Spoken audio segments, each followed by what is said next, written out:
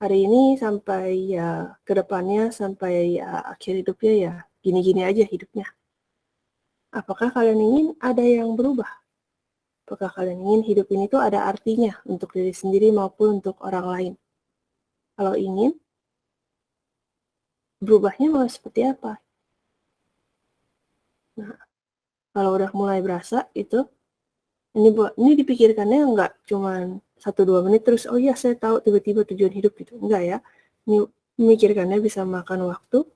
Jarang ada orang yang bisa dengan secara otomatis merefleksi hidupnya, melihat hidup dia sendiri dari atas sampai bawah, hari ini melakukan apa saja, kemarin ngapain, terus dia refleksikan mana yang guna, mana yang enggak, mana yang buat saya bahagia, mana yang tidak. Jarang. Jadi tentu harusnya ini makan waktu. Nah, tapi kalau kalian sudah mulai memikirkannya, kita bisa belajar untuk membuat goals yang lebih efektif. Goals yang bukan cuma angan-angan, goals yang berguna. Ini tekniknya, membuat goals yang lebih pintar, yang smarter. Nah, ini step pertama. Jadi ini urutan stepnya urut ya. Step pertama adalah membuat goals-nya spesifik. Misalnya kalian mau menjadi orang kaya. Itu kurang spesifik gitu. Kaya itu apa? Kaya itu apakah punya banyak anak? Apakah punya banyak uang? Apakah punya banyak sertifikat kelulusan? Atau punya banyak barang? Atau punya rumah besar? Setiap orang kan definisinya beda-beda. Jadi setiap kali bikin goals, bikin sesuatu yang sangat spesifik untuk diri sendiri saja. Jangan terpengaruh orang lain. Kenapa? Berat ya, kita mau menjalankan tujuan hidup, kita yang berjuang, masa harus sambil narik-narik orang lain punya harapan juga. Berat. Jadi diri kita sendiri dulu aja. Kalau misalnya diri kita punya sudah tercapai, sudah selesai, baru boleh mikirin orang lain. Kalau enggak, yang ada kita cuman jadi angan-angan doang, nggak ada yang tercapai. Jadi nomor satu harus sangat spesifik ya, selain pribadi dan beneran ingin kita sendiri yang lakukan.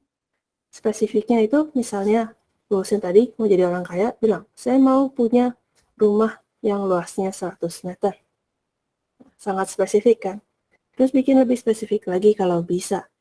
Rumah tersebut harus di sini, di tempat tertentu, udah di research gitu. Harga rumahnya itu 350 juta. Oke, berarti aku harus punya uang 350 juta supaya bisa membeli rumah tersebut. Jadi sangat spesifik, nomor satu. Nomor dua bisa diukur. Sekarang di tabungan uangnya berapa?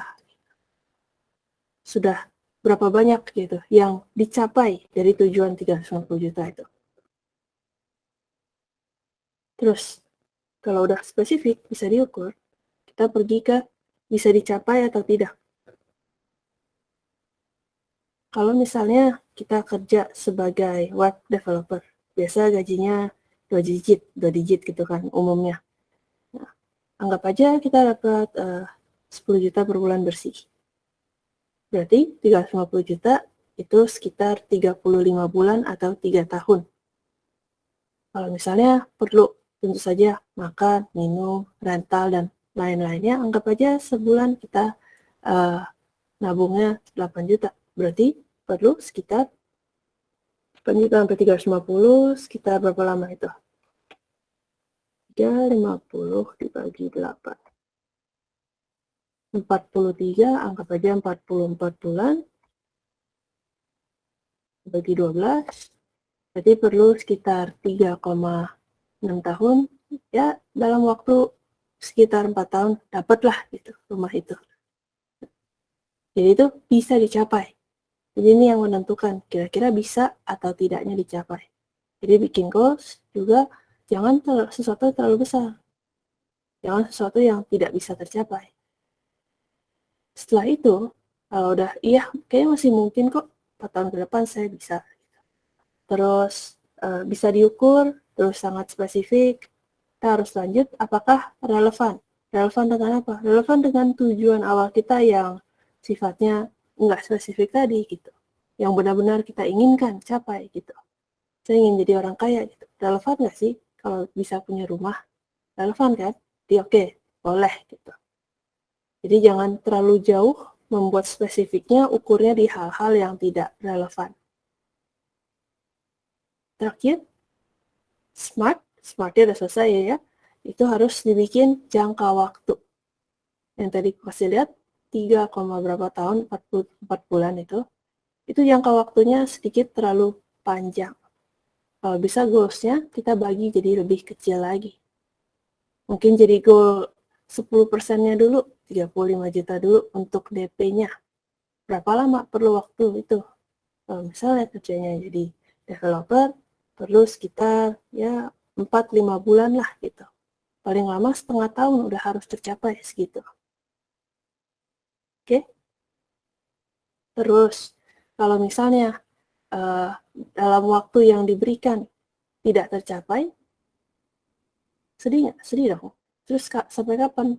Sampai goal ya kan?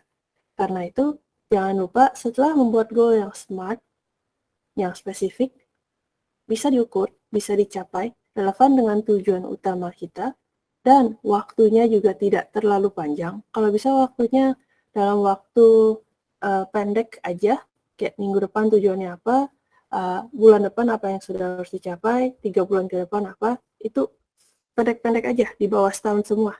Kalau terlalu jauh, biasanya yang terjadi adalah seperti resolusi tahun baru. Cuman semangat di bulan pertama aja, sisanya nggak ngapa-ngapain, nanti pas udah Januari baru ingat lagi bikin lagi goals yang sama. Tidak berguna ya, tiap tahun melakukan goals yang sama nggak pernah tercapai. Jadi kita bikin ada tenggat waktunya. Tenggat waktunya di bawah setahun. Dan kita evaluasi terus-menerus, seminggu sekali. Udah ngapain aja seminggu terakhir ini? Tercapai tidak goalnya? Kenapa tidak? Apa hal yang dilakukan yang membuat kita tidak bisa mencapai goal tersebut? Kalau misalnya tercapai, kita boleh mereward diri sendiri. Tapi ingat, rewardnya jangan bertolak belakang dengan goals-nya. Jadi goals-nya ngumpulin uang, rewardnya foya-foya. Itu namanya merusak goal di sendiri-sendiri ya. Jadi, rewardnya juga harus sesuatu aktivitas yang tidak mengganggu goals-nya. Itu tadi contoh kalau mau jadi kaya. Kalau mau melakukan hal yang berbeda, misalnya saya bukan mau jadi kaya, Kak, saya pengen jadi orang terhormat. Oke, gitu. Menurut kamu, apa itu orang terhormat? Apa itu seseorang yang ada di posisi yang tinggi, kayak Pak Presiden? Apakah itu seseorang yang banyak membantu orang lain, mungkin bekerja di non-profit gitu ya? Apakah itu seseorang yang punya degree universitas yang tinggi, PhD, atau seorang dokter? Itu dipikirkan dulu, dibuat menjadi spesifik. Misalnya, oh, orang yang terhormat itu yang bisa berdiri sendiri, yang tidak membutuhkan bantuan orang lain, tidak menyusahkan orang lain. Jadi semua orang yang bisa bekerja sendiri, independen, itu terhormat menurut aku. Boleh gitu, boleh aja. Berarti kalau mau mencapai goal seperti itu, bikin lebih spesifik. Dari image orang terhormat itu, apa yang belum kamu miliki? Kenapa kamu belum bisa menjadi orang yang seperti itu? Saya belum punya pekerjaan yang bisa menutupi biaya hidup saya sendiri. Masih harus minta kiri, minta kanan misalnya. Oke, kenapa seperti itu gitu?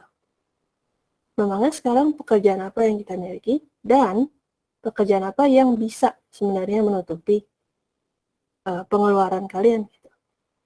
Jadi pikirkan, terus di research dulu tentunya ya, bukan kayak saya nggak tahu terus ya udah berhenti nggak bikin goal, hidupnya nggak berubah. Loh, ini kan untuk mengubah hidup kalian sendiri ke arah yang lebih baik.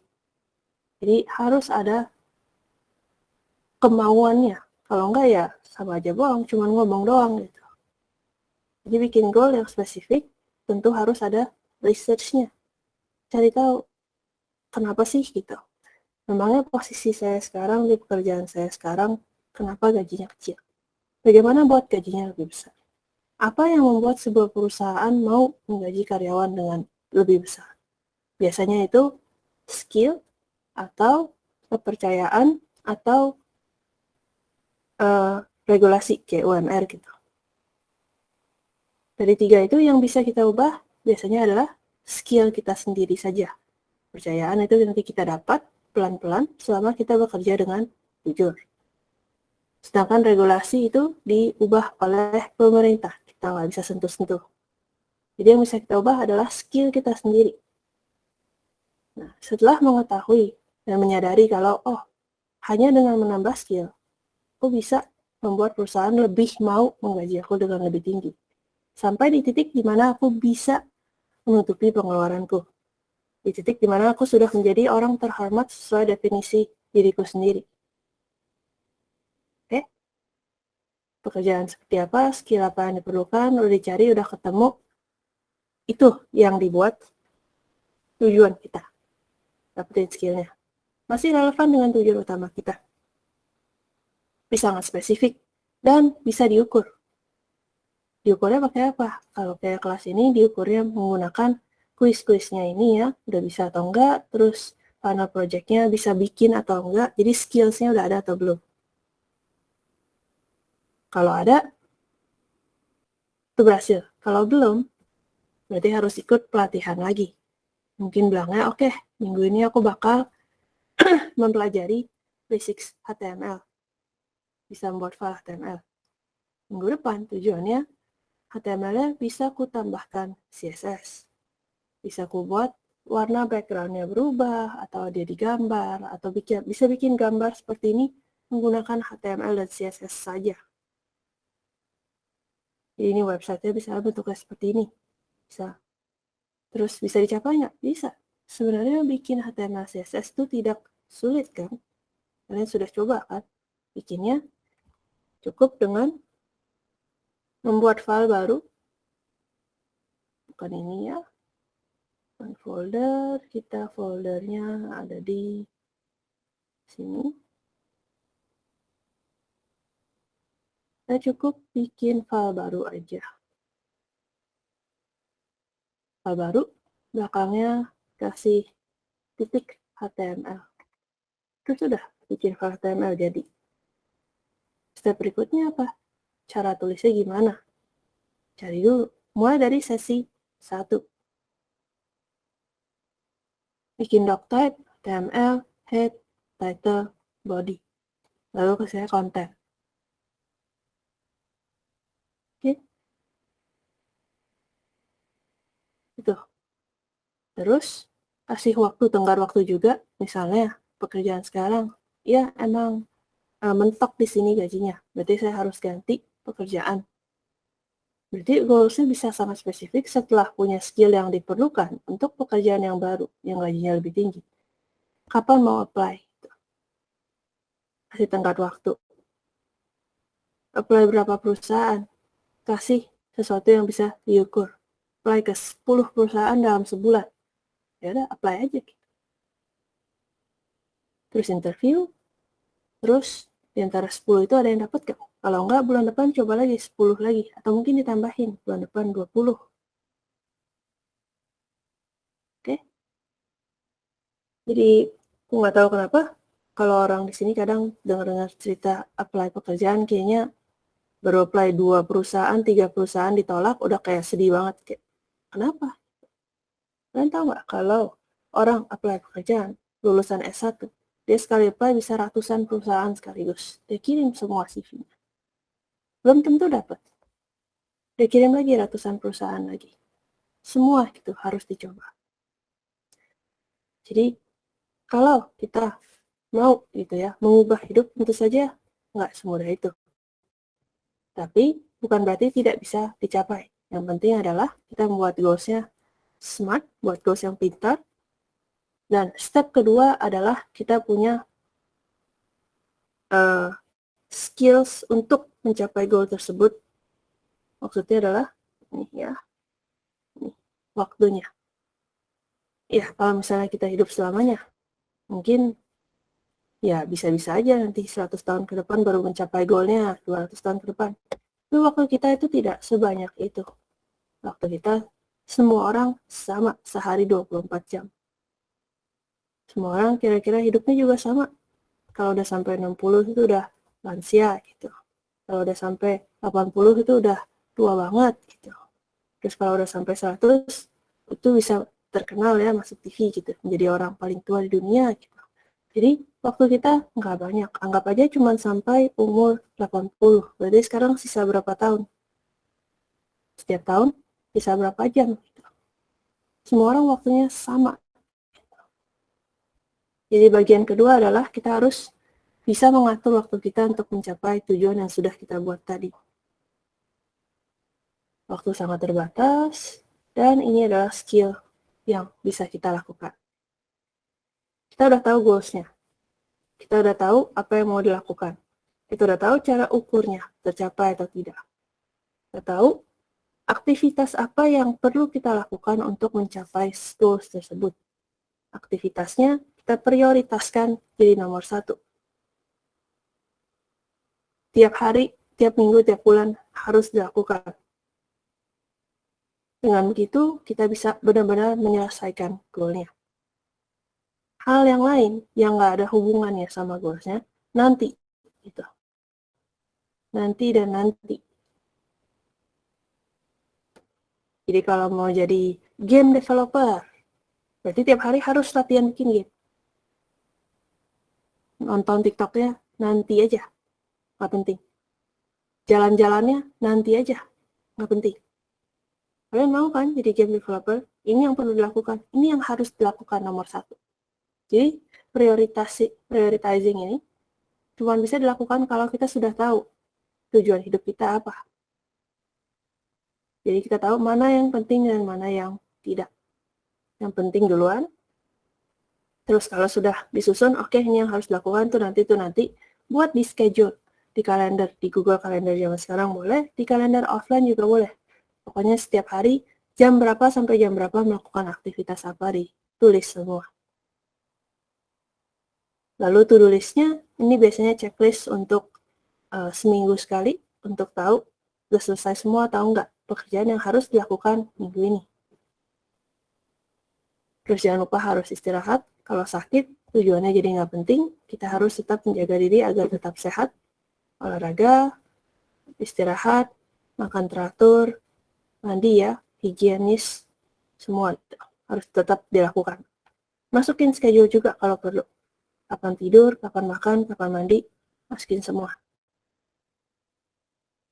Kalau kita punya schedule yang jelas ya, dengan prioritas yang paling penting udah di schedule semua duluan, kita bisa mulai melakukan teknik terakhir, delegasi. Hal yang gak penting, suruh orang lain aja. Yang nonton TikTok, suruh orang lain aja, suruh anak kecilnya yang nonton gitu. Nanti ceritain apa yang terjadi, biar masih ikut tren. Ya udah. Jadi kita nggak menghabiskan berjam-jam, kita cuma habisin beberapa menit saja. Bersih-bersih, suruh orang lain juga gitu. Masak daripada sehari masak sampai 2-3 jam, untuk makan 3 kali sehari, kita ikut catering, kita simpan waktu 2-3 jamnya untuk belajar, misalnya menambah skill developer tadi.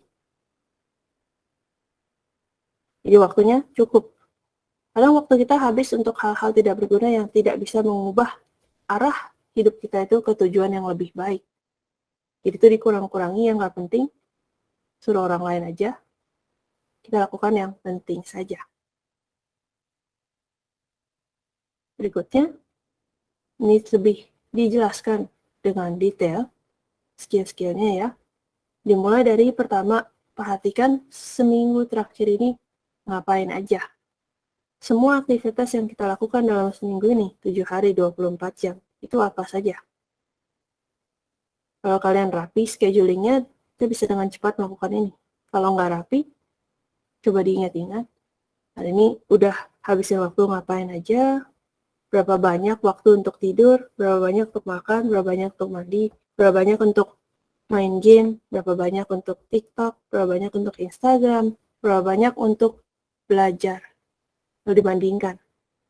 TikTok 7 jam, lalu misalnya Instagramnya 12 jam, belajarnya hari ini, Senin, Selasa, Rabu, 3 hari terakhir, baru 6 jam. 6 jam bahkan selama di kelas aku bukannya nontonin kelas, aku malah melakukan hal lain. Ini cuma ditaruh di background doang. Jadi nggak dihitung waktu belajar.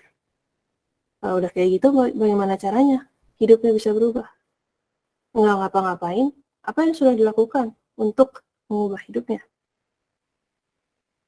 Kalau, saya emang nggak mau mengubah hidup saya, Kak, saya senang. Oh ya udah, berarti nggak ada tujuan yang perlu dicapai. Nah, untuk yang ada tujuannya, baru harus benar-benar memikirkan mana yang penting dan mana yang tidak. Menentukan prioritas, tekniknya kita bisa bagi ke yang urgent harus dikerjakan sekarang dan tidak urgent, bisa dikerjakan nanti. Contohnya, kalau mau ikut seminar, itu live, kayak sekarang kelas ini, harus sekarang, berarti masuk ke urgent.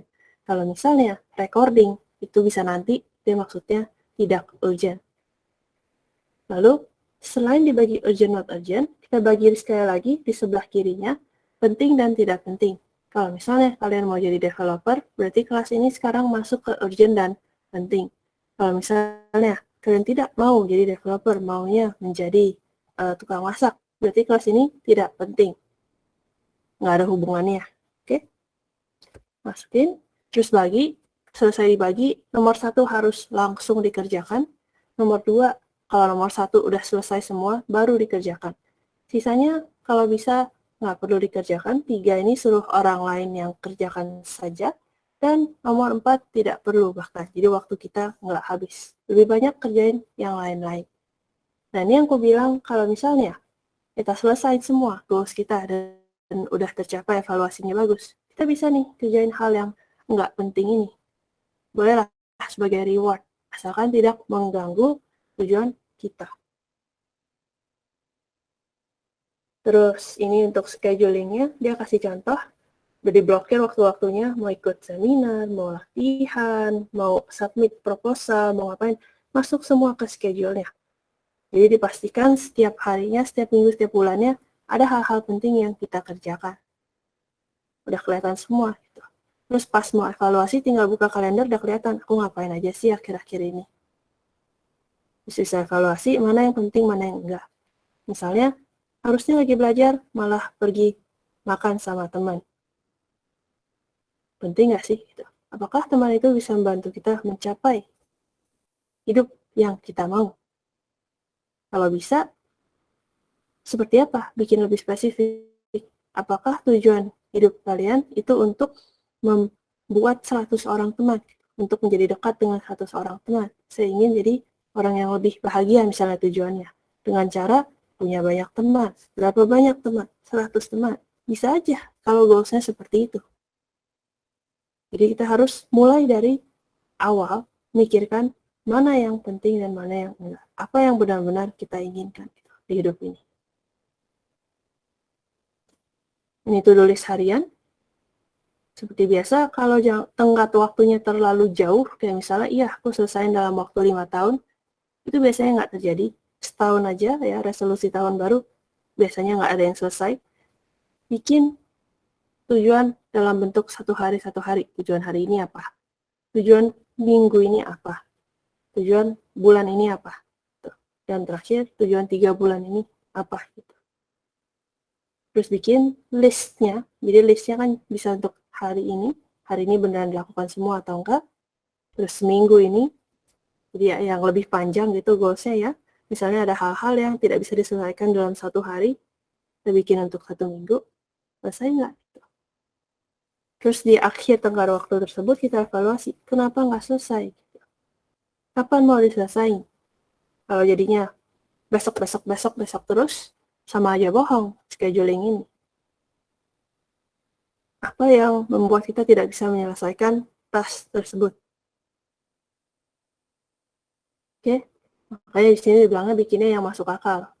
Bukan mau jadi developer, hari ini apply, besok jadi. Enggak masuk akal. Mau jadi developer, hari ini apply, mungkin bulan depan baru interview. Bulan depannya lagi baru masuk. Berarti perlu waktu 2 bulan.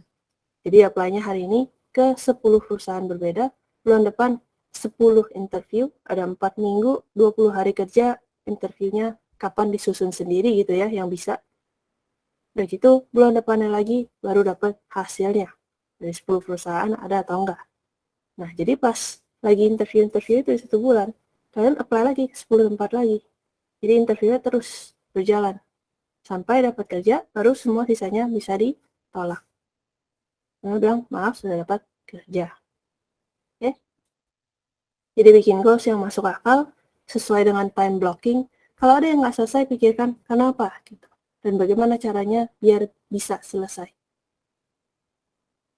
Terus terakhir ini adalah habit tracker untuk membangun hidup yang sehat dan baik dan sesuai dengan angan-angan kita ya. Kita harus melakukan beberapa hal yang sama setiap harinya kan. Itu namanya membuat kebiasaan atau membuat habit. Dari kebiasaan-kebiasaan kita sudah bisa menentukan seseorang itu kira-kira hidupnya seperti apa. Misalnya diceritain, si Andi ini kebiasaannya adalah bangun jam 5 pagi, terus dia berdoa pagi, kalau nggak salah agamanya sehari itu berdoanya harusnya 5 kali kan. Dia kebiasaan berdoa 5 kali sehari itu, dia kebiasaan makan pagi, dia kebiasaan ada jam-jamnya di mana dia belajar, nggak boleh diganggu. Nah, dari sana udah kelihatan kalau hidup dia tuh ideal banget. Gitu. Dari sana udah kelihatan kira-kira dia orang yang seperti apa. Hanya dari kebiasaan-kebiasaan orang tersebut. Kita juga sama, kalau kita sudah punya tujuan, kira-kira hal-hal apa yang perlu dilakukan? Yang setiap hari, setiap minggu, setiap bulan. Sudah dilakukan atau belum? Kalau sudah konsisten atau tidak? Gitu. Kadang dia, kadang enggak, atau konsisten. Dan menggunakan habit tracker untuk membangun hidup yang kita inginkan. Untuk membuat kebiasaan-kebiasaan, koleksi kebiasaan-kebiasaan yang bisa mengubah diri kita menjadi orang yang lebih baik. Sekian untuk presentasinya. Semoga membantu nanti ya ke depannya dalam membuat goals dan manage waktunya. Ulasan selanjutnya, ini post-test ini kayaknya aku benerin dulu ya. Harusnya karena project-nya duluan. Oke.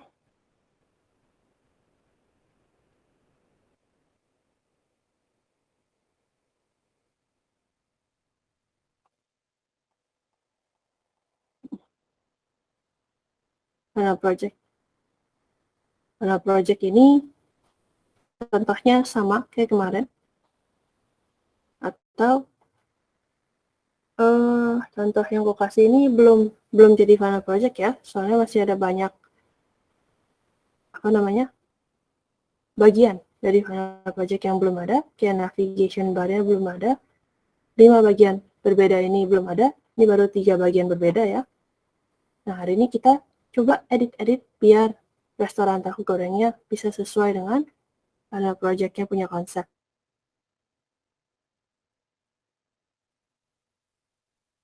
Oke, kita buka codingnya lagi. Terus aku mau copy ininya.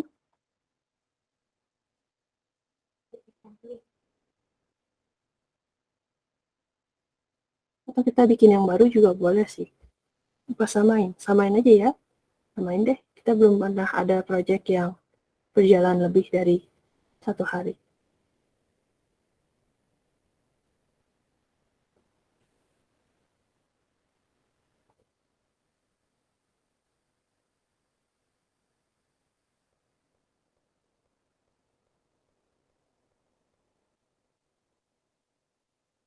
Oke.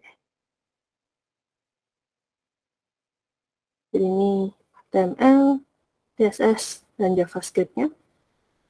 Sekarang kita mau nambahin, kita buka dulu di browser ya. Kita mau nambahin dia ada navigation bar di atasnya. Untuk ke bagian awal, ke bagian menu, ke bagian order, dan kita mau nambahin 2 bagian lagi.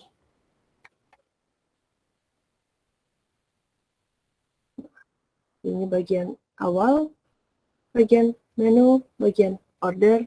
Kita mau nambahin total ada 5 bagian berbeda ya. Ini 1, 2, 3. Ini aku kasih ID juga ya. Misalnya ID-nya ini adalah home. Area menu, area order, Terus mungkin ada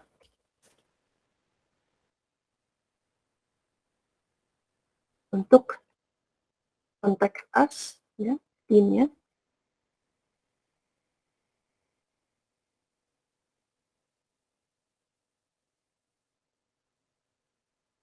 Terus 1, 2, 3, 4, 5. Terakhir mungkin untuk testimonial gitu ya.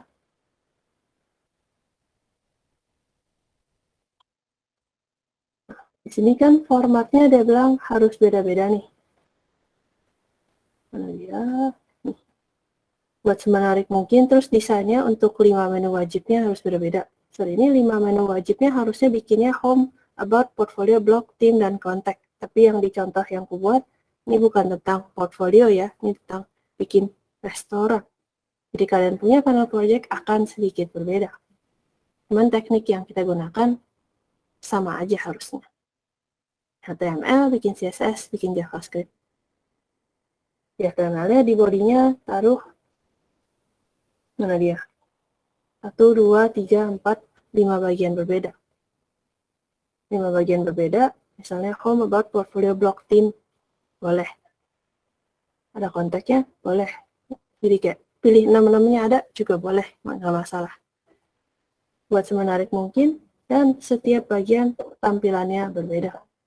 Ini adalah sebuah gambar, di atasnya ada teks, lalu ada button. Ini background-nya nggak ada gambarnya ada di sebelah kiri saja, terus dibuat bentuknya bulat.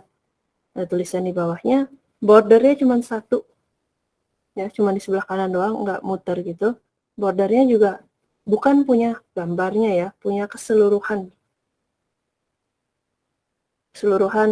Harusnya sih diambil sama teks ini ya. Ini border kirinya, blok teks ini. Ada header, terus ada tulisan di bawahnya. Kalau tulisannya bingung mau tulis apa, ya pakai aja si Ipsum Dolor Sit Amat ini, namanya Lorem Ipsum. Biasanya digunakan kalau lagi ngedesain website, perlu ada tulisan teks yang panjang, tapi kita belum tahu mau tulis apa, pakai gini ya. Dan itu, yang ini adalah gambar susunan, kiri ke kanan. Yang ini gambar susun juga, tapi setiap gambar ada tempelan tulisan di bawahnya. Dan itu ini juga gambar susun, tapi cara nempelin tulisan di bawahnya berbeda ya. Ini sampai ada border, sampai ada shadow-shadownya. Yang ini bulat. Kalau kalian perhatikan ini ada background-nya gitu ya. Di hover CSS-nya berubah. Jadi setiap bagian CSS-nya sedikit berbeda. Yang ini form. Dibuat beda-beda.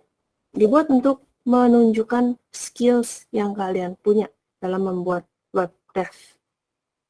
Jadi bukan semuanya cuma bisa bikin gini doang, semuanya sama. Oh ya, dia bisa bikin seperti ini.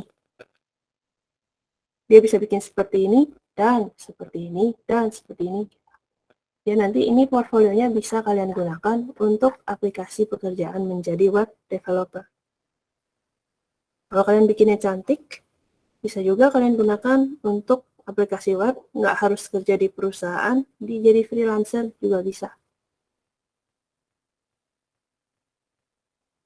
Yang penting kalau mau jadi web developer freelancer, pastikan kaliannya bayar ya, jangan bikin gratis-gratis. Kenapa? Karena biasanya orang yang dapat barang gratis itu kirain gampang.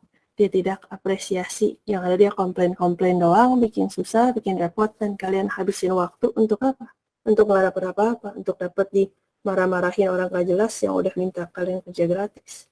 Jadi itu yang penting, kalau ada pekerjaan freelancer, pastikan dia bayar, ada harganya.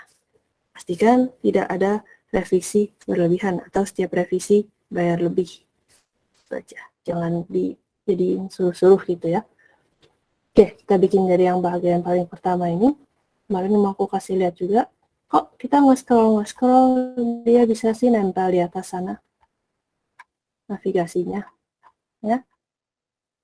Kita klik, dia bisa gitu, ikut nempel, ikut jalan bareng kita. Itu kita menggunakan CSS position untuk melakukan hal seperti ini. Di sini aku tambahin, ada navigasi, aku kasih nama nav untuk navigasi. Di dalamnya mau ada home, menu, order, theme, dan testing. Jadi aku pakai UL, LI, A, A-nya pergi ke home, pergi ke ID home. Biasanya home. Ya lagi, aku mau pergi ke area menu. Biasanya menu. Lalu mau ke area theme. Biasanya theme. Terus testing.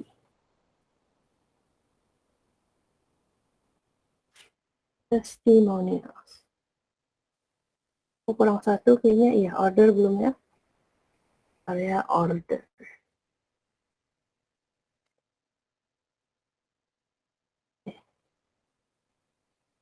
Kalau sudah, kita lihat dulu ya. Ini aku membuat nav untuk bilang div gitu, tapi ini khusus buat navigasi. Aku taruh di paling atas. UL untuk sebuah list item. Sekarang ada 5 item, aku masukin sebuah list item ini. LI untuk setiap list itemnya. A supaya dia berubah jadi link. Ininya ke ID, jadi kita bisa pergi ke ID tertentu. Kemudian tulisannya yang bisa diklik. Nah, hasilnya adalah seperti ini.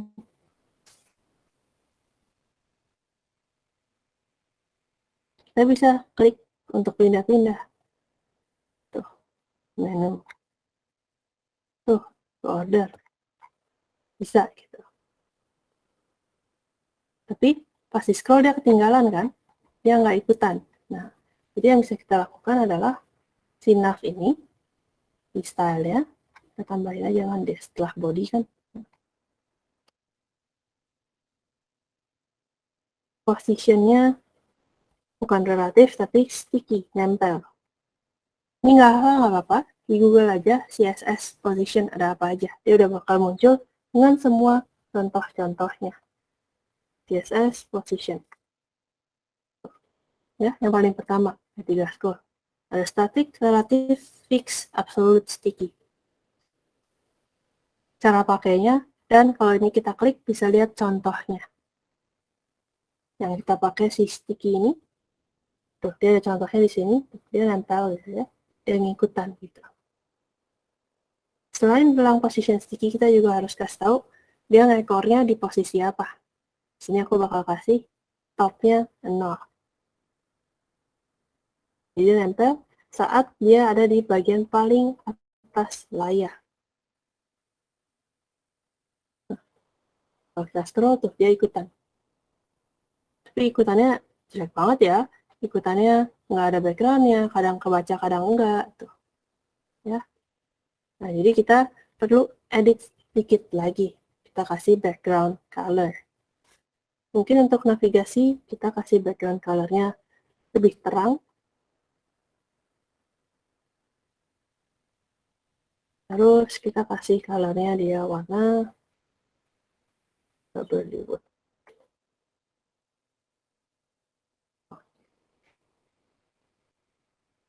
Terus ini warnanya perlu untuk elemen A, karena kita link semua ya.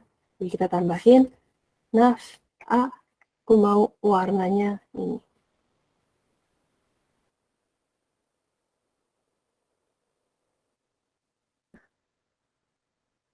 Nggak gitu kelihatan ya, ini perlu lebih gelap lagi mungkin.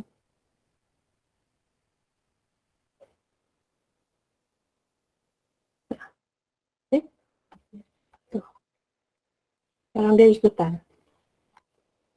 Jadi kayak jelek itu ya, ada sisa sedikit di sini kan. Itu sisa karena body pada awalnya dia punya margin otomatis. Jadi kita perlu edit sedikit. Bodinya, marginnya 0. Nah, semua. Terus posisi dia kenapa ada gap nih di awal-awal? Kenapa nggak nempel ke paling atas? Kita bisa inspect, klik kanan, inspect, pilih. di nav-nya ya. Nav-nya udah nempel semua. Apakah body-nya yang kasih sedikit gap? Apakah head-nya? Jadi kita cari tahu dulu ya.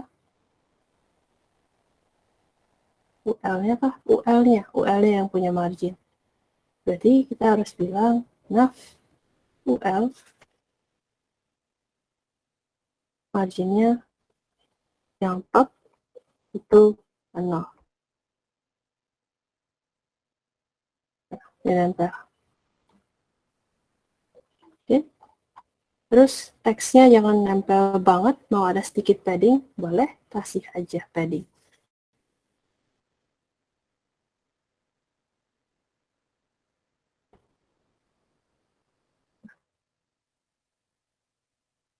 Terus ini bulat-bulatnya mau dihilangin, kita kasih yang namanya list style type-nya tidak ada. Hilang. Terus tulisannya jangan atas ke bawah begini, mau dia kiri ke kanan, boleh juga. Kiri ke kanan berarti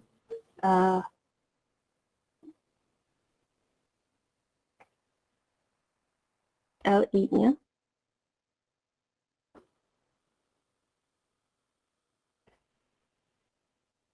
display inline block.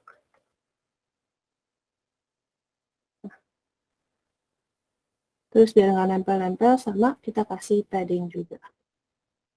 Paddingnya yang padding left dan right aja.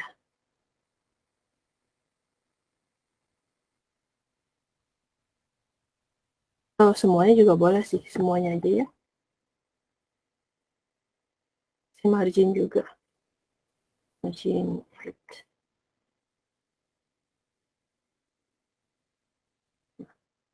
Ada sedikit space.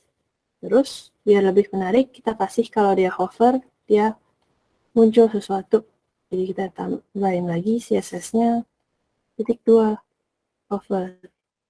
Tambahkan background color-nya berubah menjadi putih.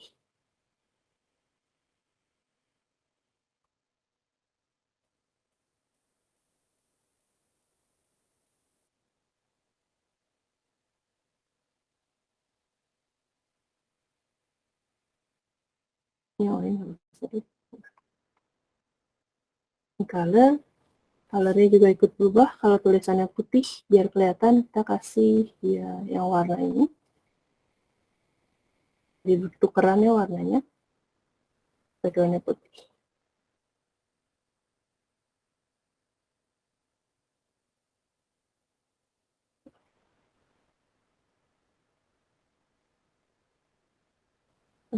Kayaknya bagusan di LI ya.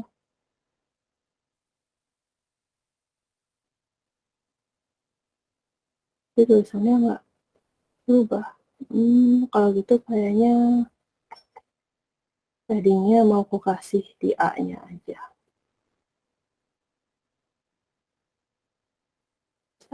Bisa. Ya.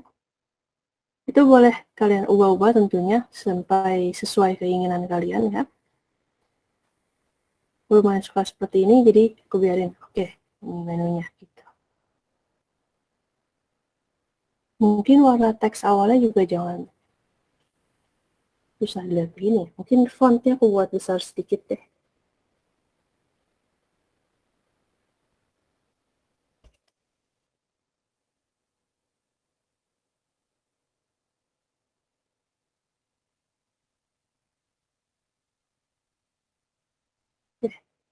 Terus kalau penasaran pengen bikin responsif bisa juga. Berarti pas kita layarnya kecil, dia bukannya turun kayak gini tuh, ya. Kita bikin dia berbeda, bisa. Tadi kan kita bilang dia inline block nih. Mungkin kalau layarnya lagi kecil, kita bilang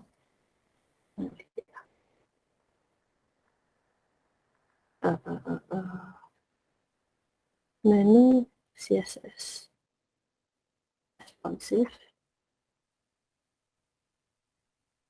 Ini cara bikinnya ya. Ada kelas, ada ID-nya, terus ini CSS-nya overflow hidden. yang lain-lain. Ini boleh kalian pakai kalau mau. Terus ada add media screen-nya, beda-beda. Dan ada JavaScript-nya juga. Ada navbar tutorialnya kalau mau. Kita bisa coba pakai.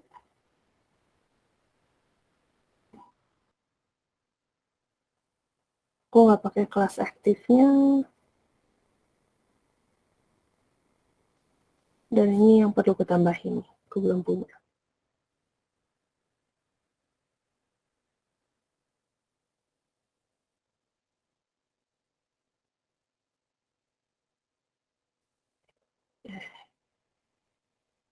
Itu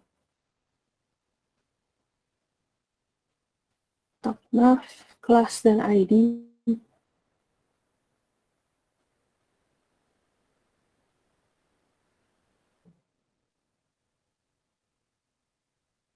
Kita kasih di sini aja ya. Kelas dan ID-nya. Kemudian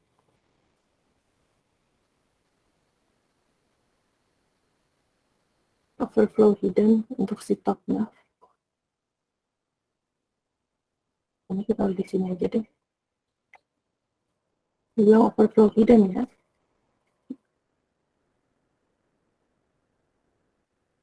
Terus dia bilang A-nya ini floatless display block karena dia nggak pakai UL dan LI ya, jadi CSS-nya sedikit berbeda. Color, padding, text decoration kita nggak pakai.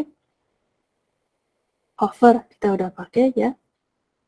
Ini juga udah. Terus ini yang kita belum punya nih. Nav icon display none. Ini kelas icon ini. Ini yang kita copy.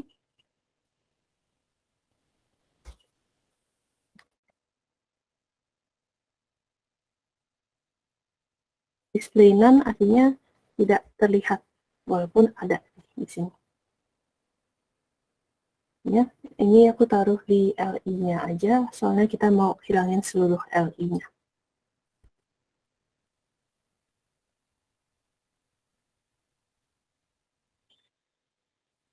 Oh, oke. Terus dia ini apa nih? Itu adalah icon. Jadi iconnya kita harus ada link ini juga CSS ya, bawaan dari tempat lain. Tambahin di sini aja. Jadi ada ini CSS buat font tertentu kita, yang ini buat icon, yang ini buat CSS yang kita bikin sendiri. Kalau sudah, bagian terakhir, media query-nya jangan lupa kita perlu bikin maksimal 600 pixel, maksimal 600 pixel 2 ini ya.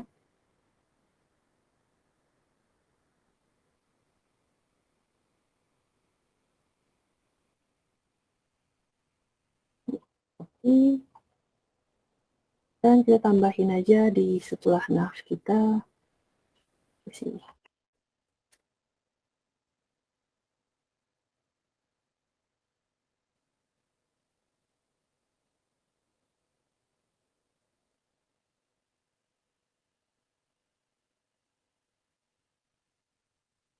Terus benerin dulu bentar ya.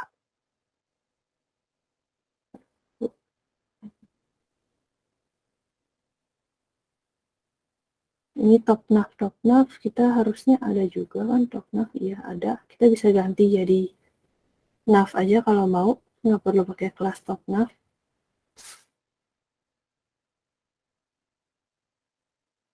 A udah, A icon, kita A-nya perlu diganti jadi LI ya. Soalnya kita pakai LI buat linknya bukan pakai A. Tapi kalau A doang kayaknya tetap jalan juga sih.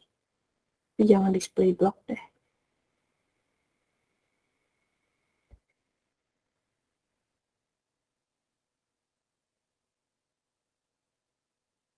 Jadi seluruh LI-nya. Kalau udah kita lihat hasilnya.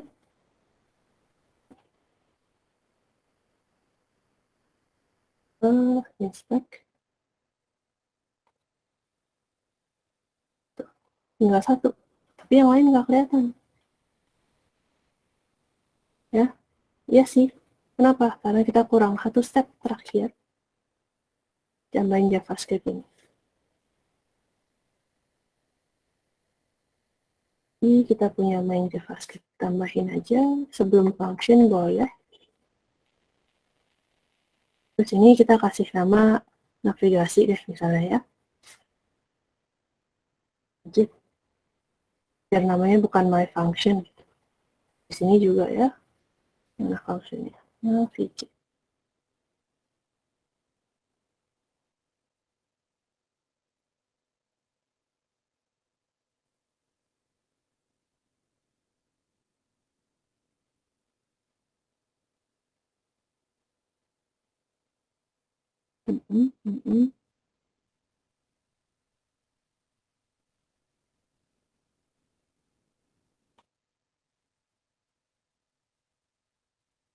Oke.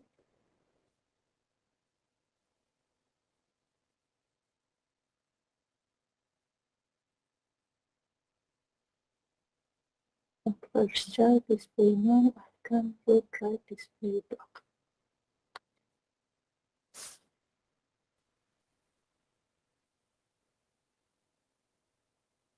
Ini sama ya, max width 600 pixel, aku gabungin aja. Oke. Kita lihat tuh ada, cuman dia kurang satu. Harusnya kita ada dapet kelas icon ini. Harusnya dia ada gambarnya.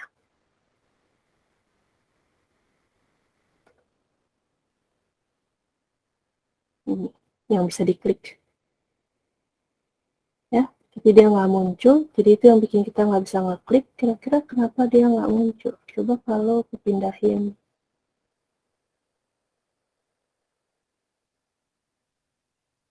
LI-nya keluar. Ya ada sih sebenarnya. Kenapa dia nggak muncul ya? Iya, kan coba aku refresh.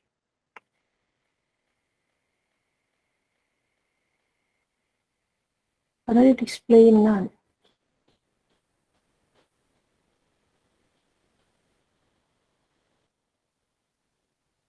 Top nav icon display none. Oh ini dia. Nah, tuh muncul. Kalau udah muncul untuk apa? Kalau diklik JavaScript kita jalan, dia keluar menu lainnya. Di sini perlu kita edit tetap sih, biar dia nggak nempel-nempel begini. Selain padding, kita juga perlu margin ya.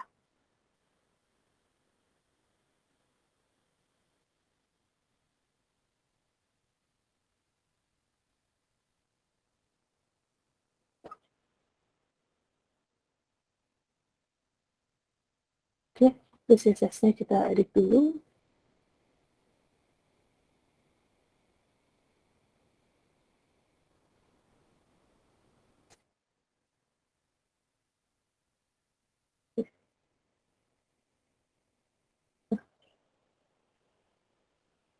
Oke, terus kalau layarnya jadi kecil, dia udah responsif.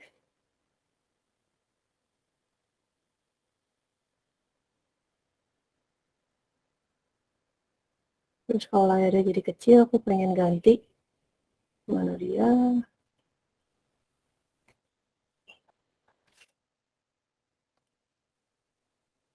Nah, displaynya block.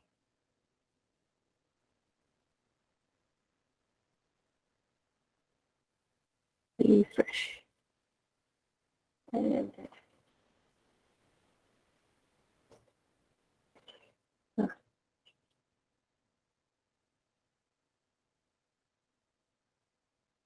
yang ini sendiri nih yang agak beda. Mau aku edit dulu ya. Kita pakai inspect aja biar bisa diedit sedikit. Dia display block. LI-nya position absolute. Oke. Right top. Oke. Terus kalau udah diklik harusnya dia nggak kelihatan lagi, tetap kelihatan. Oke.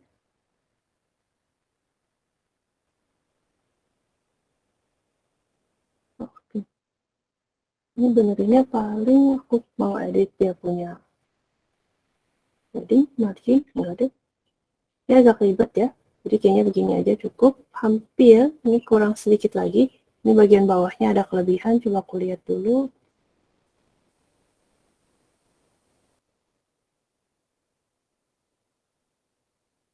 Dari UL, oh UL ada margin bawah. Oke. UL-nya punya margin bawah, aku hapus. Jelas sekalian deh marginnya. Nah, ini ya. Jadi kalau di HP bisa seperti ini menunya. Masih terlihat. Dan di scroll masih ngikutin terus. Paling kalau di HP mungkin jangan dikasih margin sebanyak ini ya.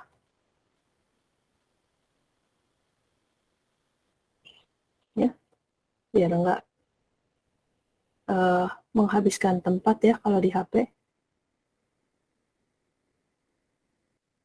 Kalau di HP kita jangan kasih margin.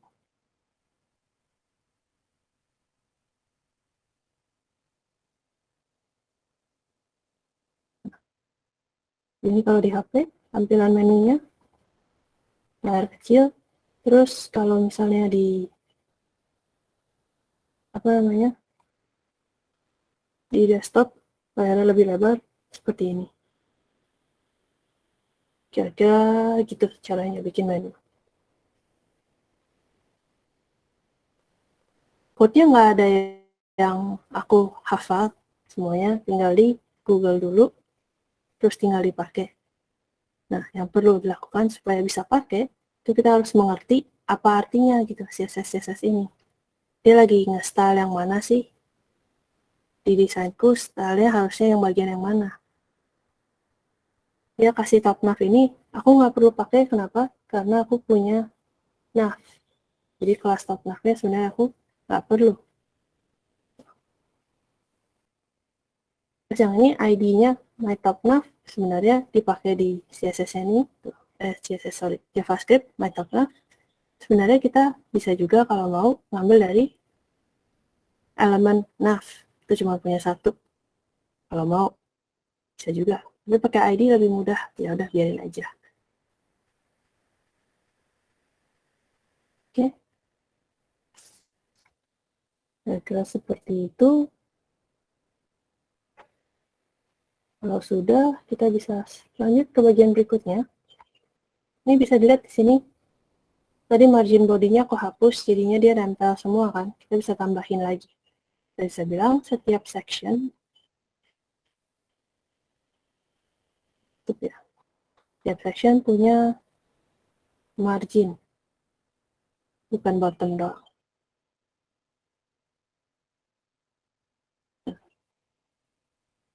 Ya. Terus ini, yang tadinya ada margin bottom, kita ubah ya. Sekarang jadi punya dia.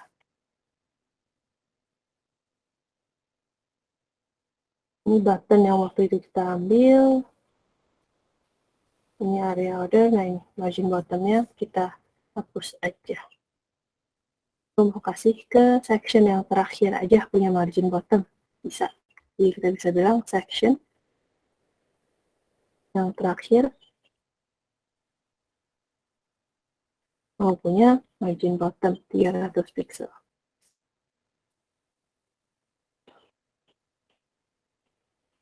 Berhasil nggak ya? Kita inspect dulu ya. Section yang terakhir. Nggak berhasil. Plus child HTML CSS.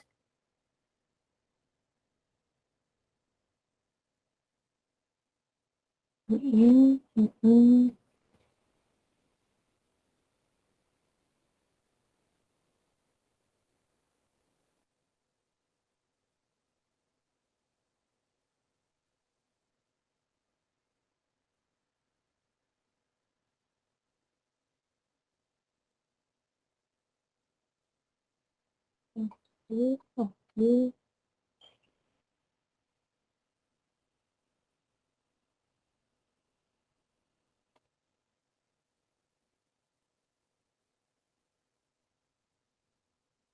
Ya, tetap nggak dapet. Ya udah kalau gitu kita paksa aja ya dari si area testi ini. Yang dapat margin bottomnya.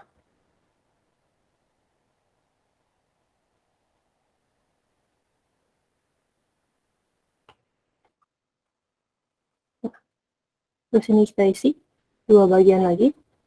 Ini tulisan, ini gambar dengan tulisan kiri ke kanan, ini formulir.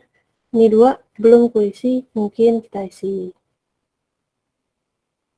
tim ya. Tim mungkin kita kasih gambar yang bulat-bulat ya, yang agak banyak kiri ke kanan. Jadi kita bilang objektif pertama, 2 ketiga, dalamnya ada image. Atau langsung image aja ya. Langsung image, nggak ada jangan. Image. Image.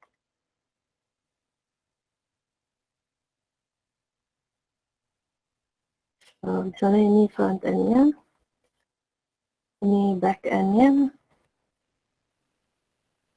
terus ini chef-nya gitu misalnya ya, tim kita.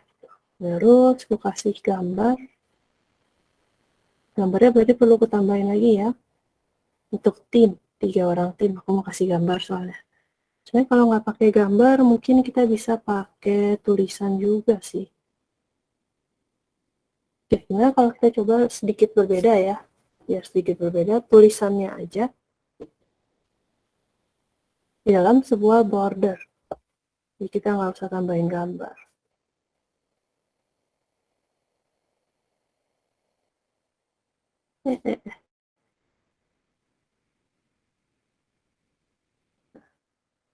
Ya, liatin div, front end, back end, dan chef. Styling. Ini aku pindahin dulu ke bagian bawah. Di zona terakhir ya. Akunya sekarang di sini dulu.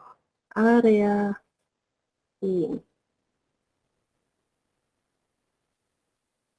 Belum mau aku apa-apain, div-nya mau aku buat width 300 pixel dan height 300 pixel dan marginnya 24 pixel. Kemudian kita kasih border 1, 2 deh, 2 px solid black dan border radius 50%. Kemudian padding 100 pixel. Mungkin width height-nya kecilin dikit deh. Ya, width, height, margin, border, border radius, dan padding. Mungkin margin padding bareng deh, baru border, border radius. Bisa lihat hasilnya seperti ini. Oke.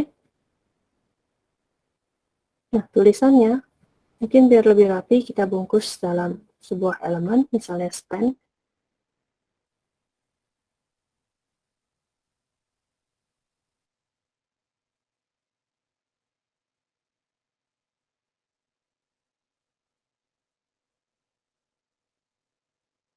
Oke. Terus mau aku ketengahin, kita lihat. Ini seperti itu ya. Dia udah di tengah, tapi dia belum di tengah banget tuh ya. Kotak hijaunya itu paddingnya, kotak birunya konten kita. Mungkin paddingnya kebanyakan ya. Coba kalau 50, ya kayaknya 50 lebih pas ya. Nah, terus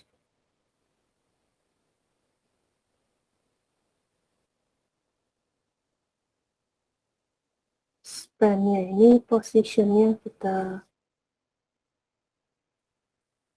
sulit mungkin. Oh,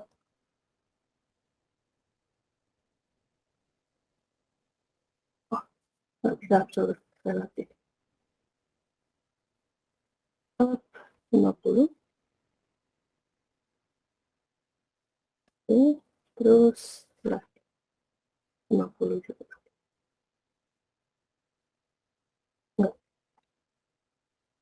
Draftnya nggak usah, kita perlunya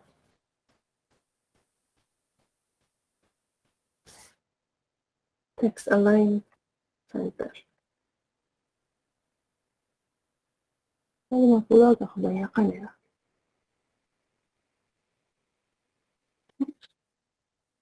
40. Nah, saya kira seperti ini ya. Ini yang aku mau CSS-nya. Jadi ini aku copy untuk si tulisan di dalamnya ini, untuk si span. Jadi kita mau bilang di CSS-nya dia punya span,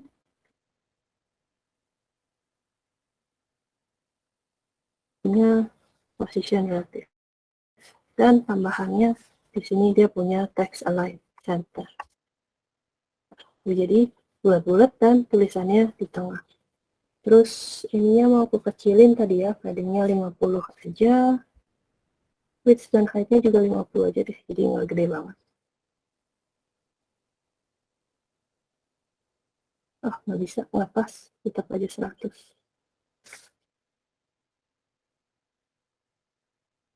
Ini boleh kalian utak-atik gitu ya, sampai pas gitu. Terus ini mau aku susun kiri ke kanan, terus ada warna background-nya, atau mungkin pakai image background, itu bisa. Teksnya mungkin aku borderin, bisa. Terus, apa namanya, ground color itu, di align dulu deh, kiri ke kanan. Kiri ke kanan itu kita bisa pakai yang namanya display, inline block.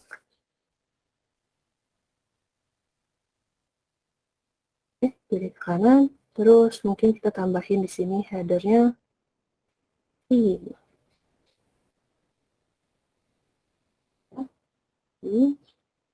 Terus mungkin si area tim ini aku perlu kasih text align center, kalau enggak bagian ke kiri juga boleh, kalau senang-senang aja dia di kiri. Tambahin lagi, background-nya mau aku kasih gambar deh. Lalu gitu coba aku cari gambar sebentar.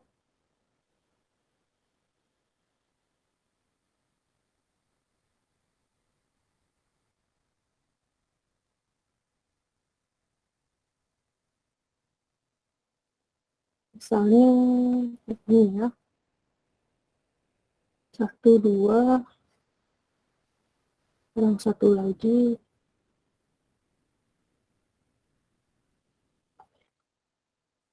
Bentar ya, kita cari gambar satu lagi.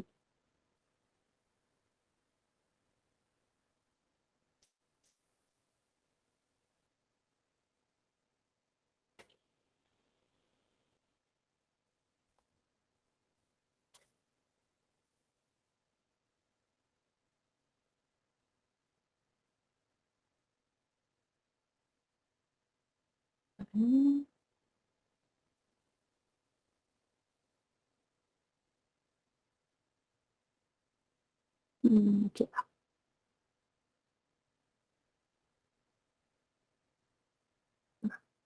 23. Oke,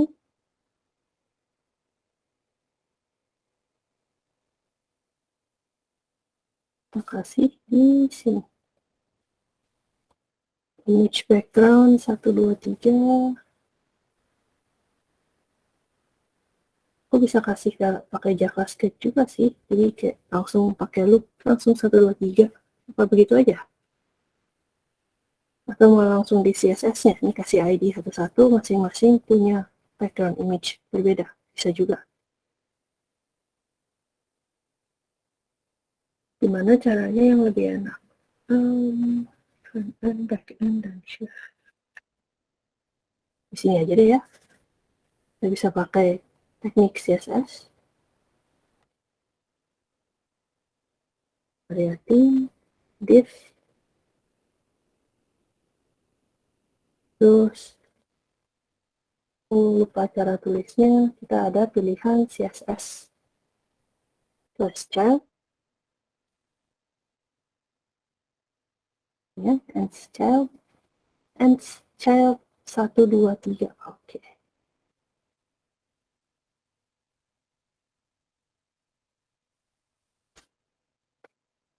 Background image URL images atau JPG. Nggak berhasil. Coba kita lihat kenapa.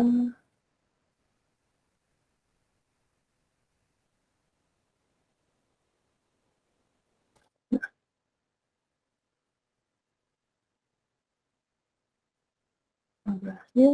Inspect.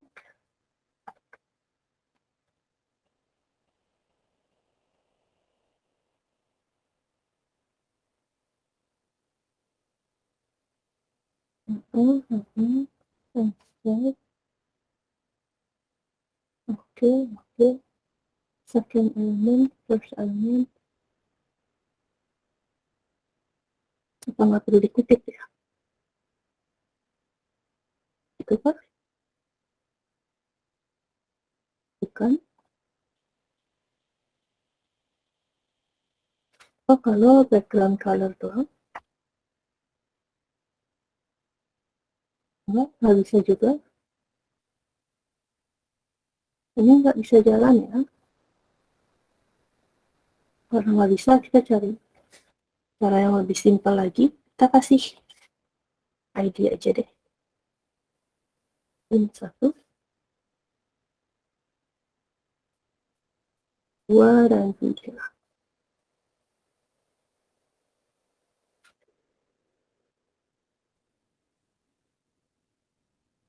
Background image URL images 1, terus 2, terus 3.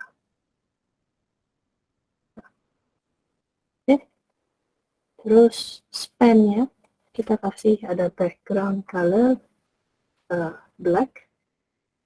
Di black-nya mau aku buat sedikit transparan, ya setengah transparan ya, mungkin 70%. Ini yang keempat ya, RGBA, RGB, red, green, blue, alpha, ini yang seberapa transparan. Jadi dia ada sedikit background-nya. Terus tulisannya sendiri putih.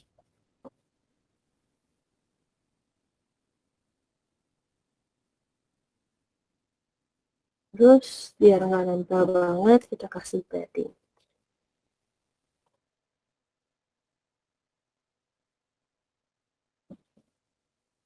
Nah, ya. Oke.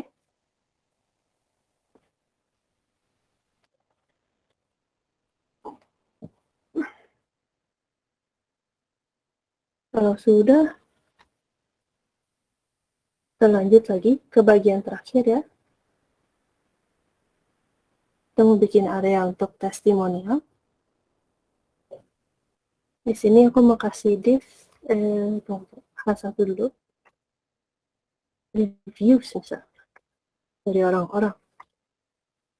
Terus kita mau kasih dia ada div, kasih kelas art ya. Mau bikin ada gambar di sebelah kiri, terus ada pembatas, terus ada teks di sebelah kanan. Gambar di sebelah kiri, terus ada pembatas, di sebelahnya adalah div. Dalam divnya ada teks. Judul review, kemudian ada paragraf isi reviewnya. Isi reviewnya kita minta di Loren Pursuit.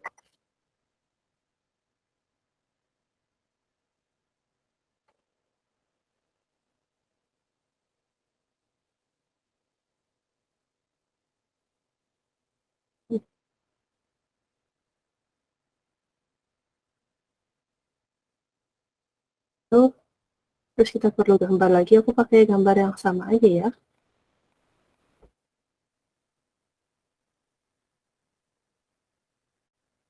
Di area test ini kartunya nanti mau aku CSS-in. Reviews, gambarnya gede banget kan? Terus judul review, terus itu. Nah, kita edit. Di sini juga boleh kalau pengen edit di sini dulu ya. Ini gambarnya pertama nggak boleh gede banget. kita edit aja. Height-nya misalnya 200 pixel. Terus aku mau dia bisa kiri kanan di dalam sebuah div ini. Ini mau aku kasih lihat teknik yang berbeda yang ditunjukin sejauh ini. Kan kita bisa pakai float untuk geser elemennya, ada yang di kiri, ada yang di kanan. Kalau teknik terbaru di dunia per-CSS-an itu namanya pakai flex. Otomatis kiri kanan seperti ini. Belum selesai, tapi harus kita rapikan lagi dengan menggunakan justify items. Misalnya aku mau dia di translate justify items, enter deh baseline deh, sama align items.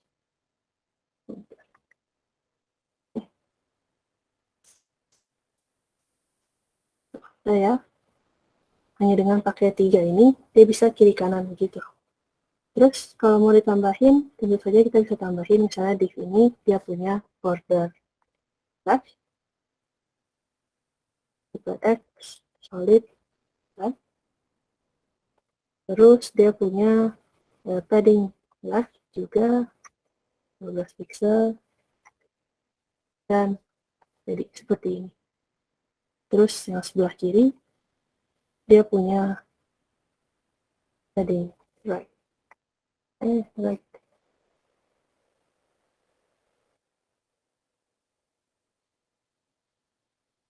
Itu kira-kira. Aku pengen bikin seperti ini kira-kira. Tambahannya ini mau aku buat bulat juga, jadi paling border radius.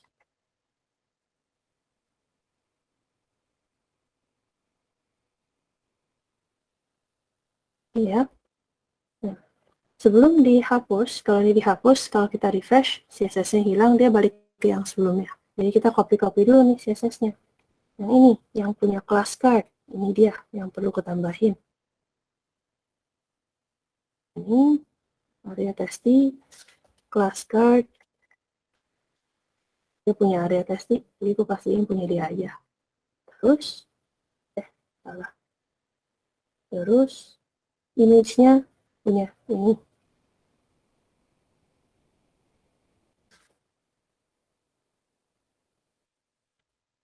Ini.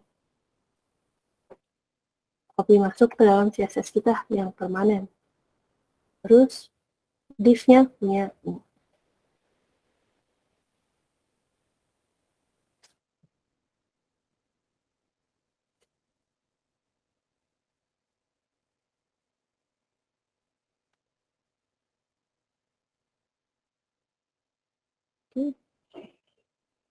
Oh, sorry, ini div yang di dalam.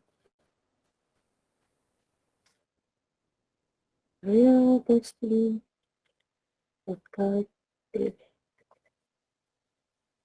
Nah, kalau udah pas kita refresh, dia nggak berubah.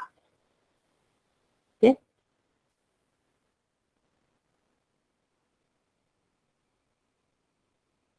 Terus mungkin ini width-nya aku buat itu juga ya. Biar bulat, bukan oval. Kita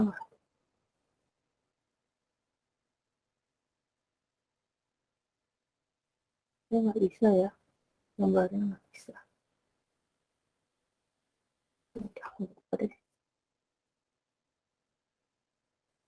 Terus ya paling ku tambahin jadi ada beberapa. Ini 1, 2, 3.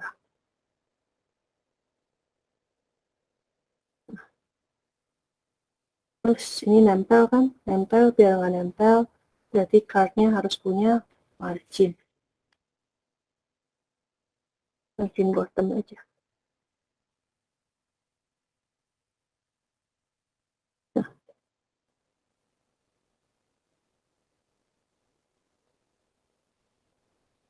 oke. Ini aku pengen ketengahin deh timnya. Kasih text align center semua ya.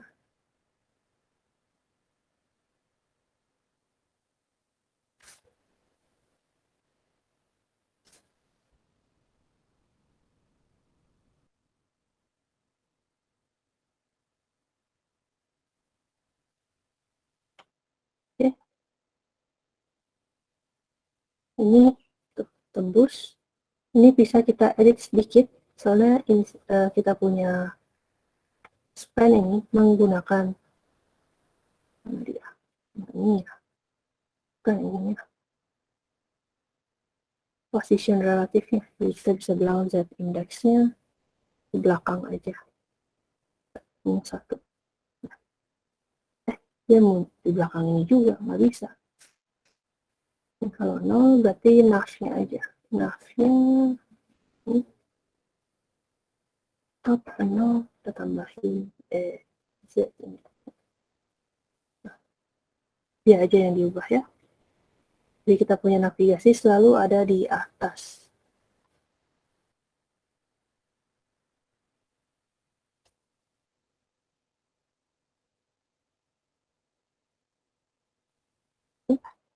Nah, kalau udah, ini harusnya udah selesai ya untuk final projectnya.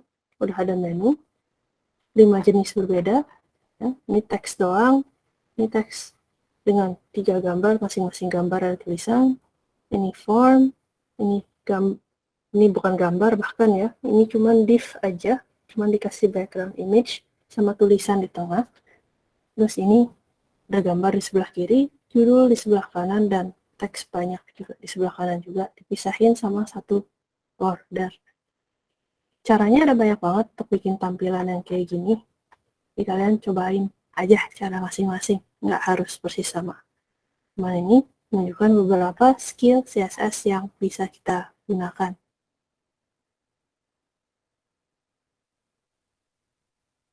Ini kalau mau tambahin JavaScript, pasti klik ada perubahan, tambahin aja gitu ya.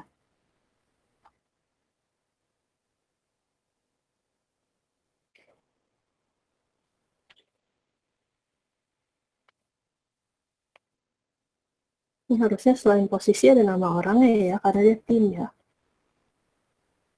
Mungkin gue taruh di bagian bawah ininya ya.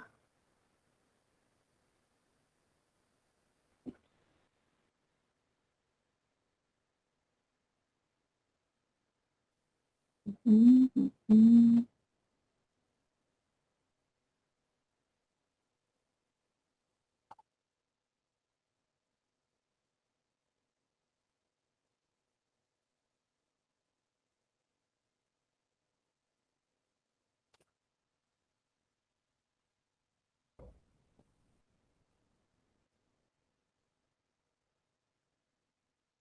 Position.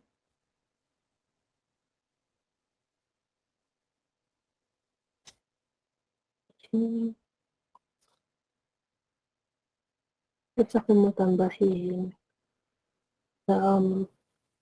nama di bawahnya, cobain satu dulu.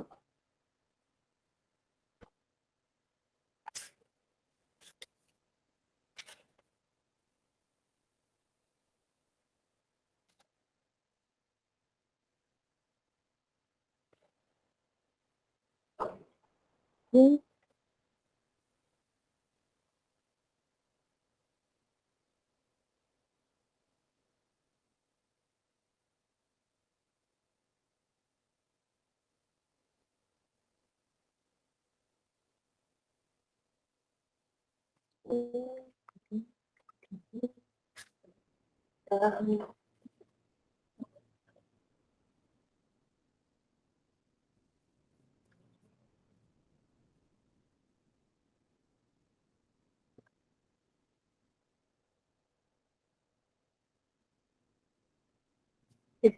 Satu, dua, tiga.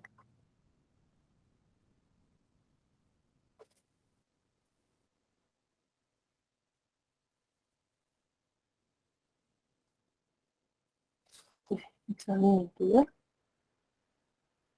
Ini jadi atas ke bawah semua. Aku nggak pengen atas ke bawah semua.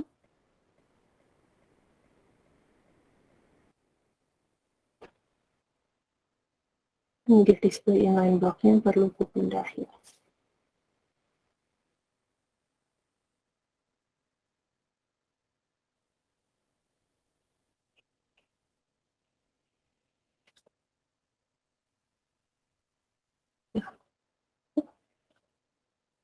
Terus kalau tulisannya kayak terlalu jauh, kita lihat margin paddingnya, iya margin-marginnya kita kurang-kurangin aja.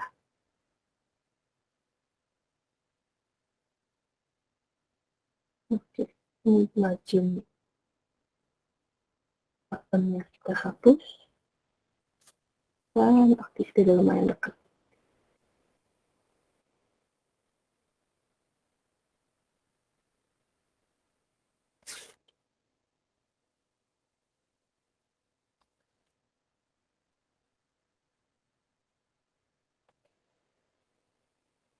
Oke, kalau udah kira-kira begitu. Ada lagi mungkin yang mau ditanyakan?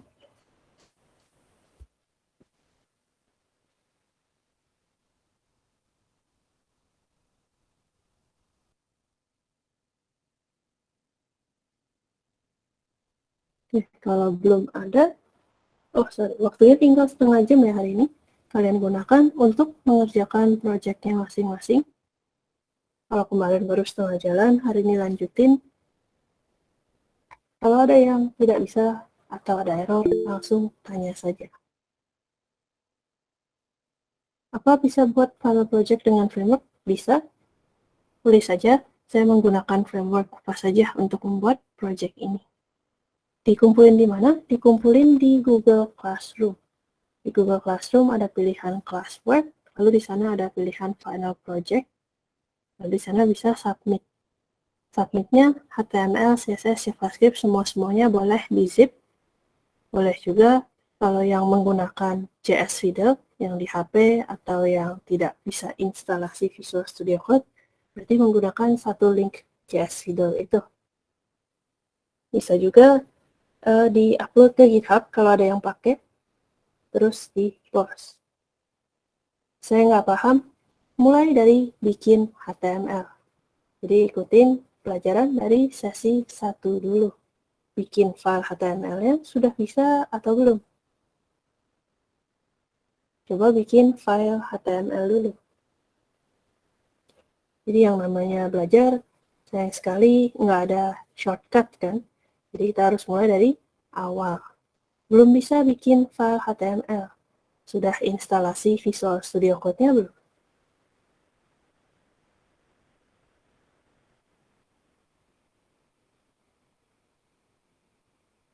Kita mulai dari instalasi Visual Studio Code, lalu bikin file HTML. New file, nama filenya index.html. Kalau sudah, itu kamu sudah membuat file HTML. Jadi sampai sana dulu.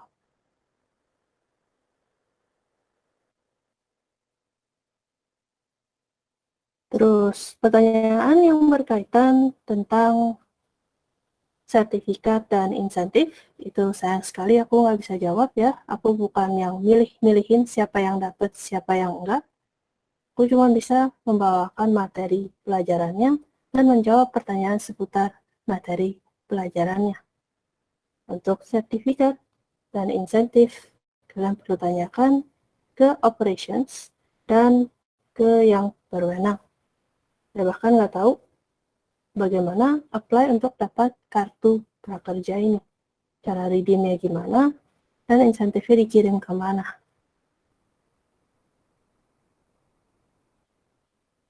Oke, jadi sayang sekali strukturnya bukan yang memilih siapa yang dapat insentif. Boleh cara deploy ke Heroku? Boleh.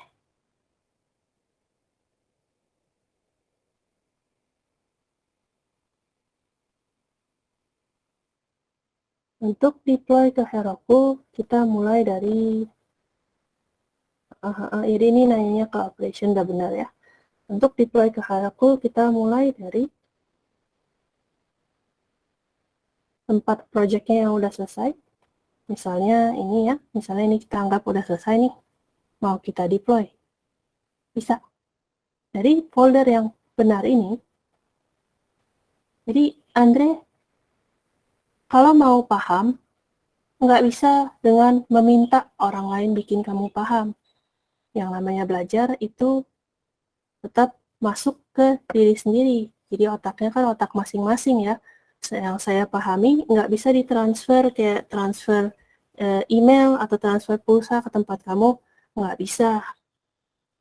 Kamu harus bisa bikin file baru di otakmu sendiri, baru bisa paham. Dan untuk mencapai ke sana, ke step bisa mengerti web development, kita harus ada latihan.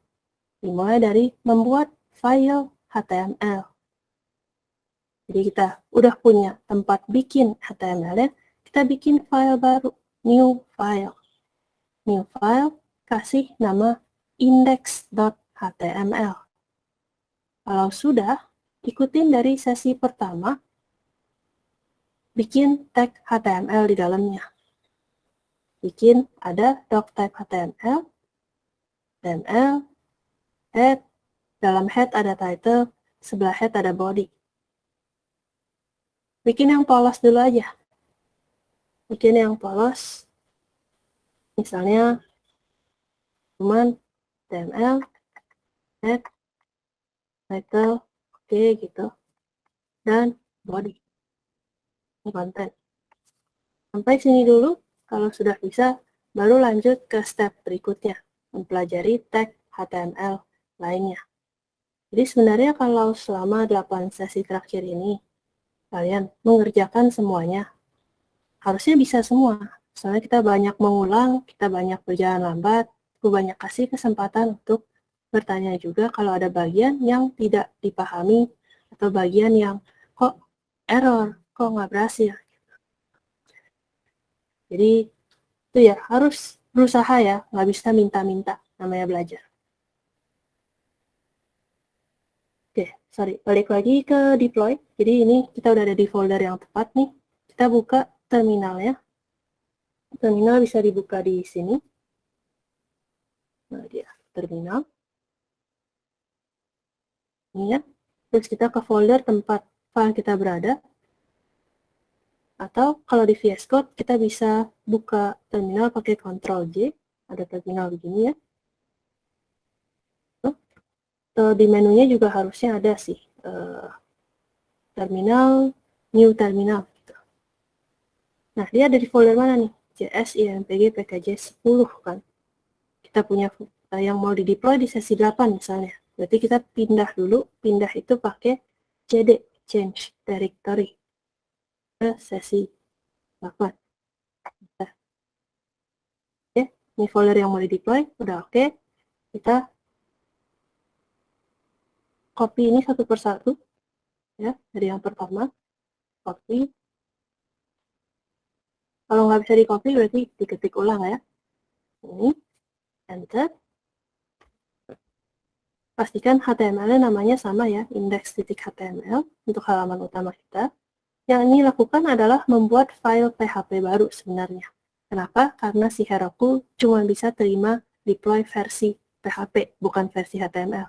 Jadi kita bikin file PHP namanya index.php. Isinya PHP include index.html. Isinya cuma suruh ngebuka file HTML kita.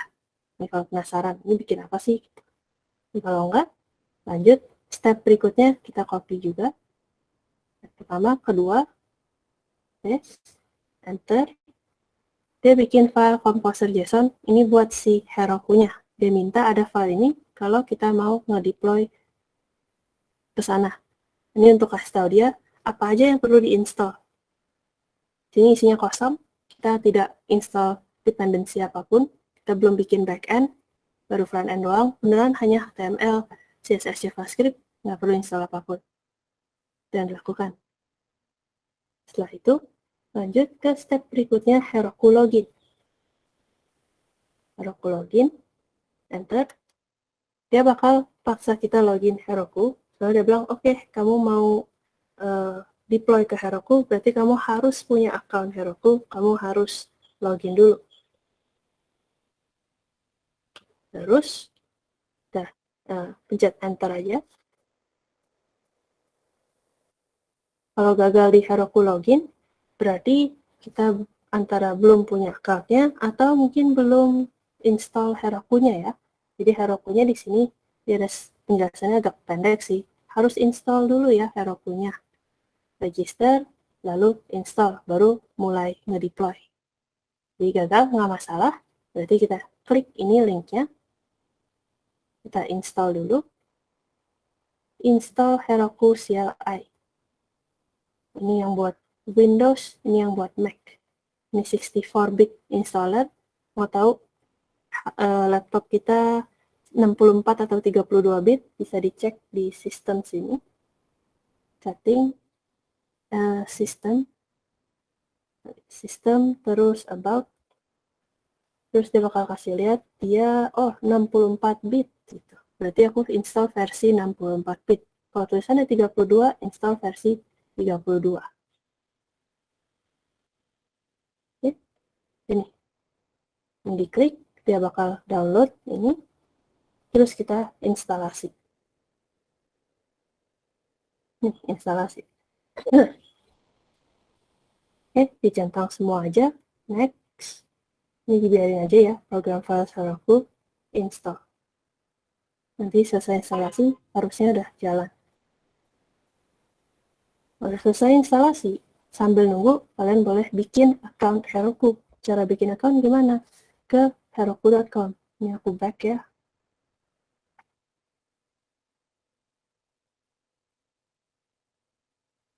Ini, sign up. Ini aku buka di link baru aja. Tab baru maksudnya. Isi namanya, last name-nya, email, nama perusahaan. Ini nggak harus diisi kalau belum ada perusahaan ya, kosongin aja. Saya adalah seorang student daerah Indonesia, biasa menggunakan JavaScript kok nggak ada, nah, pilih yang PHP aja. Ya. Atau pilih yang lain-lain. Atau saya bukan developer. Ini dia cuma pengen survei aja, user dia tuh biasa pakai bahasa apa sih. Nah, ini udah. Oke. Close. Ini ya, Angga Robot bikin account free, gratis. Nggak ada yang berbayar di sini. Kalau tiba-tiba ada yang kontak kalian minta berbayar, jangan dihiraukan. Ini semua gratis. Oke, kalau sudah, kalau final project udah dikirim, berarti udah selesai ya? Iya, kalau udah dikirim, harusnya udah selesai. Ya, ini udah selesai. Iya, udah selesai. Ini juga udah selesai, tapi cuma HTML doang ya. Kalau cuma HTML doang dan isinya kosong, itu kuanggap belum submit ya. Tuh. Ini ada head, ada body, ada isinya, berarti ada HTML-nya, cuman final project-nya kayak bahasa. Ini kayak latihan buat siapa tadi yang belum bisa bikin file HTML, bisa bikin kayak gini dulu, step pertamanya ya. Baru harusnya tambahin, biar bisa jadi sebuah final project. Nah, kalau sudah install, kita coba login lagi. Yang tadi loginnya gagal. Lanjutin di tempat yang sama. Ini kan waiting for login tuh. Matiin dulu, gagal ya. Kita coba login lagi. Enter. Jadi aku ke sini, login.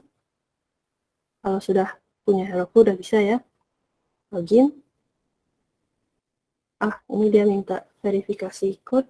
Harus aku buka HP dulu sebentar.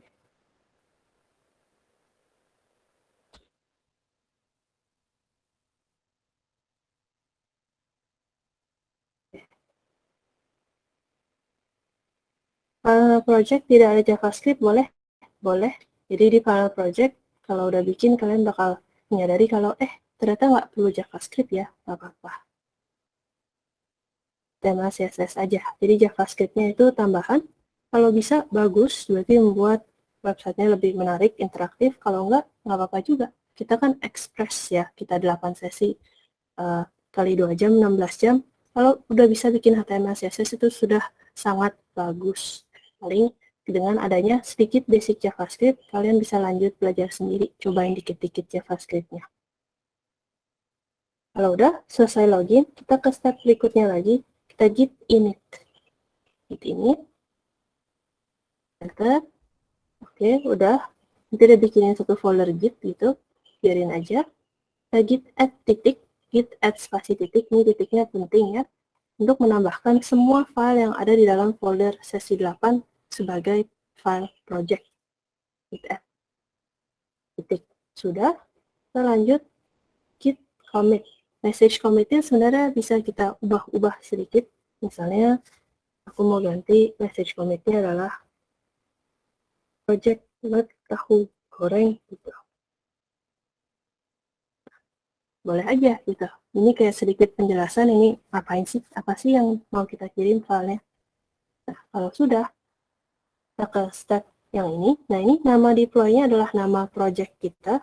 Kalau mau dibuat random, pakai Heroku Create aja juga bisa. Jadi dia kasih nama projectnya random. Kalau mau dibuat custom, berarti pas Heroku Create, kasih nama project yang sesuai. Ini dia kasih nama Calmfos 91731. Kalau sudah, terakhir kita git push Heroku master.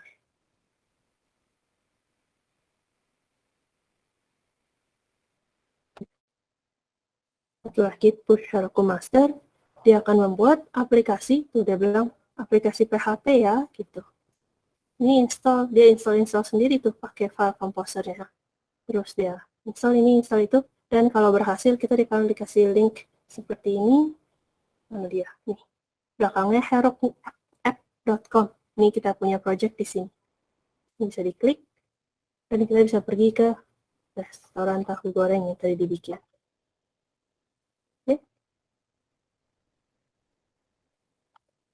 Oke ya, jalan semua ya. Terakhir dikumpulkan adalah seminggu setelah hari ini, berarti di tanggal 6 Juli.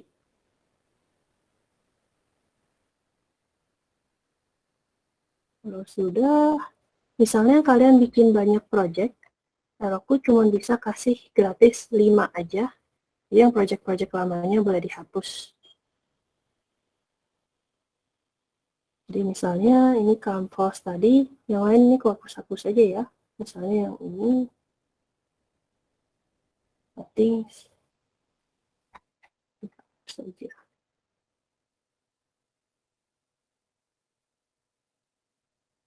Jadi aku cuma muat 5 aja. Jadi yang lain dihapus-hapus aja. Delete, delete.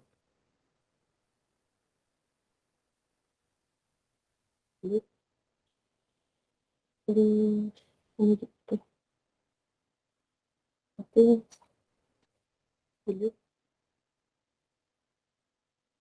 Kalau misalnya saya mau bikin proyekan lebih dari 5 Kak, tapi mau masih gratis, gimana caranya? Sebenarnya ada teknik lain untuk deploy. Itu kita bisa menggunakan GitHub Pages. Jadi untuk bisa pakai GitHub Pages, kita perlu bisa pakai GitHub dulu. Bikin account, login, tampilannya seperti ini. Kita lihat repository kita ya. Ini ada yang dulu pernah kita bikin kalau masih ingat, yang PKJ10. Project-project kayak gini. Kita bikin satu folder, satu repository khusus untuk project kita. Jadi misalnya new, terus aku kasih nama ini tahu goreng ya. Create. Terus upload file-filenya, upload existing file. Kalau project kita masukin ke sana semua, gitnya nggak usah, composer nggak usah, PHP nggak usah. Masuk. Tunggu selesai upload ya. Bilang aja ini upload project web tahu goreng.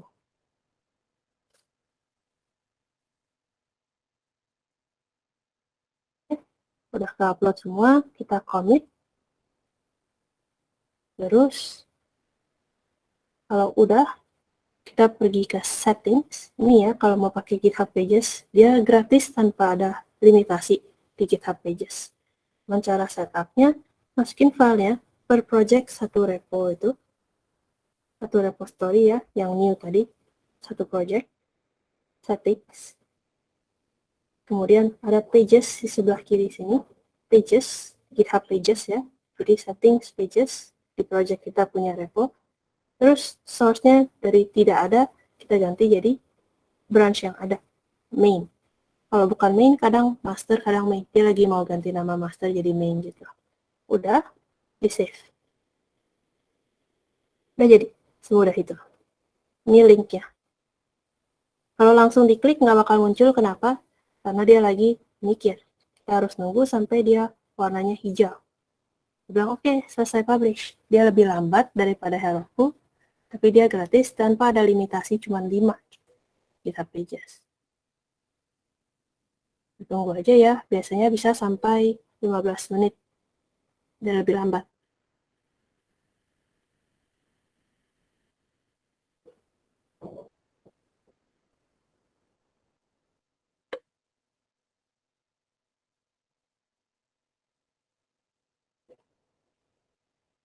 Kalau sudah, itu aja sih. Kalau pakai folder nggak bisa ya Kak uploadnya. Uploadnya itu harus di halaman utamanya, di uploadnya ini. Ada HTML-nya langsung. Yang lain di folder nggak apa-apa. Yang penting dia tahu, oh HTML-nya ketemu. Namanya index untuk halaman utamanya. Dan dia bisa bikin ini yang ke display, itu yang kelihatan. Nah, udah hijau, berarti ini bisa kita pakai.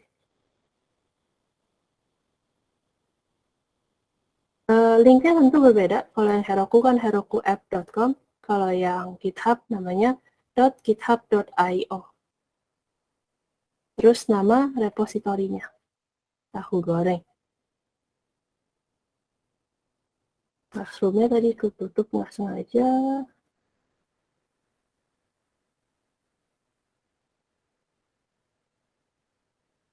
Terus ini harus ku edit ya. Ini sudah ku hapus. Sudah dihapus.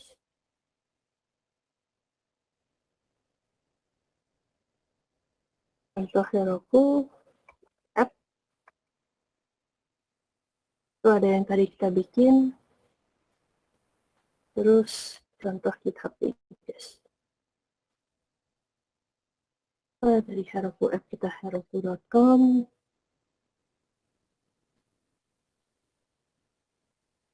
Nih, resto tahu goreng. Oh, masih ada ya resto tahu goreng. Masih ada. Nih, Canvas yang baru. Canvas. Terus ada linknya. Di mana dia? Open app. Dia.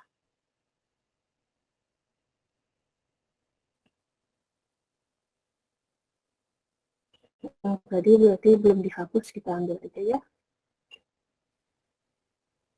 Jadi nanti nggak tahu berapa lama lagi. Kalau misalnya linknya kok udah nggak bisa diakses, itu mungkin udah aku hapus ya. Supaya ada tempat untuk bikin project lain.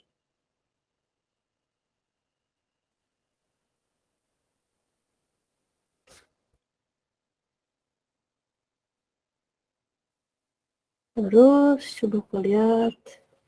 Saya install Heroku tetap nggak bisa login. Kode errornya cannot be loaded because running script is disabled in this system. Oh, berarti kemungkinan kamu menggunakan laptop yang ada restriction-nya. Jadi usernya bukan administrator. Biasanya kalau usernya bukan admin, kayak laptop kantor, atau misalnya kalian lagi di warnet, atau mungkin laptopnya sharing beberapa orang, atau bahkan pertama kali bikinnya usernya nggak di set ke administrator, dia banyak yang uh, nggak boleh gitu.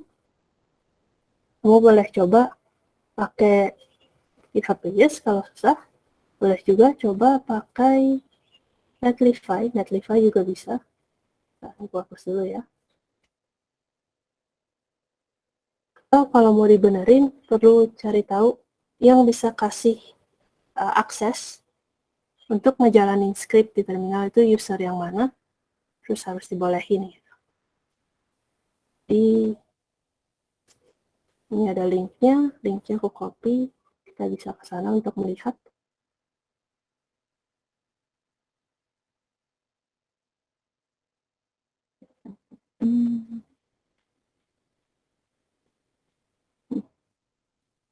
kita perlu all site script bisa dijalankan. Kalau secara default biasanya dia restricted, jadi ada beberapa script nggak boleh dijalanin. Kenapa dia secara default kayak gini? Karena kebanyakan orang kan nggak perlu menjalankan script. Yang perlu bisa jalanin hanya web developer. Kalau sembarang jalanin script, bisa aja ada script yang jahat kan. Kan nggak semua script baik. Script kita kan sekarang mau untuk ngedeploy file yang ada di komputer kita sekarang, lokal, mau dikirim ke Heroku. Tapi kalau orang jahat kan dia kasih scriptnya file-file pribadi dikirim online ke website lain. Kan agak menyeramkan kan. Jadi dia biasa bilang, oke, nggak boleh ngejalanin script. Kalau kita ngerti apa yang mau dilakukan, kita bilang, oh ini scriptnya sengaja aku jalanin, dan ini buat kirim file ke Heroku. Jadi kita kasih lewat aja, kayak gitu. Jadi bisa pakai bypass juga, bisa pakai ini juga. Terus yang bisa dicoba adalah download si Heroku CLI-nya. Nah, dia. Ini ya, download. Kasih setting, semoga kayak gitu aja dia bisa. Kalau nggak bisa, boleh coba download satu hal lagi. Git bash. Ini ya. Kalau PowerShell, kasih error. Boleh coba pakai Git bash di sini. Kalau sudah selesai kelas ini, misalnya mau tanya sesuatu gimana, kalian boleh nanya di Google Classroom tetap. Tapi mungkin aku bakal slow reply ya. Jadi kalau bisa tanya secepatnya. Jadi aku bakal ada kelas lain lagi yang lama bakal makin lama diceknya. Oke, terus ya idealnya yang diajarkan di sini berguna, kalian bisa apply menjadi web developer, terus ya kita bisa ketemu lagi mungkin. Jadi tekan kerja, itu idealnya. Jadi kalau enggak, ya nggak apa-apa juga, nggak harus. Balik lagi ke tujuan kalian apa kan ini, goal setting dan time management-nya. Waktunya mau dipakai untuk melakukan hal apa.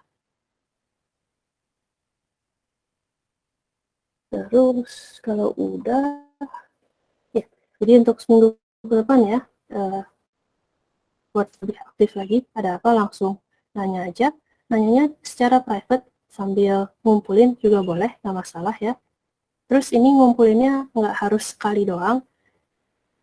Jadi kalau mau resubmit, boleh resubmit aja. Kayak aduh salah update, kirim lagi aja, nggak masalah.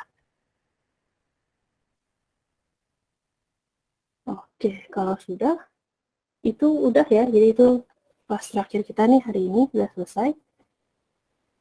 Jangan lupa kerjain sampai 100% untuk yang mau sertifikat dan insentifnya. Di sini dia ada sedikit penjelasan juga ya. Berarti kan selesai dalam 4 minggu, 2 sesi 1 minggu. Kita ada sesinya setiap hari, makanya selesai dalam 2 minggu. Dia bakal perlu 1 minggu buat proses. Dia perlu waktu 2 kali 24 jam hari kerja. Berarti ini hari Rabu, masih ada Kamis dan Jumat. Harusnya sih nggak bakal Jumat selesai ya. Harusnya paling cepat minggu depan.